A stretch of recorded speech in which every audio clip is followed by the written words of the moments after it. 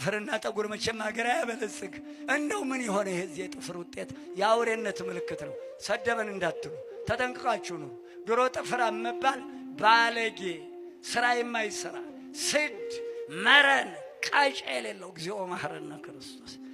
ዛሬ ነውሩ ጌጡ ነውር። ባካችሁ ሰው ነው በአእምሮ እንደግ። ጠጉርና ጥፍር ሀገር አያበለጽግም።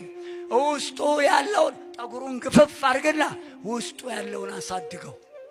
ስታሳድገው በመንፈስ ቅዱስ በፍቅር በትዕግስት በርህራሄ በየዋህነት በትህትና ውስጡን አጊጠህ። ዛሬ ሱሬው ዛታች ይወርዳል።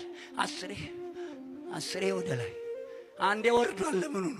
ለምኑ ይጠቅማል? አስሬ ወደ ላይ አትታጠቅም።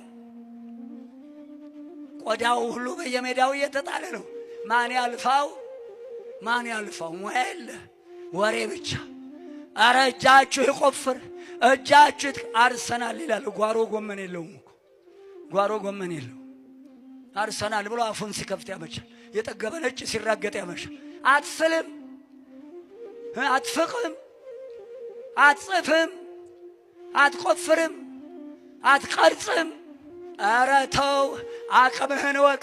የማይፈለገውን አትፈልግ፣ የማይገባውን አትጠይቅ። አቅምህን ወቅ፣ ራስህን ወቅ። ከትልቁ አደጋ እንዳትወድቅ ልጄ ሰው ሁን። ራስህን ወቅ። ምንድነው ራስህን ማወቅ? ከትልቁ አደጋ እንዳትወድቅ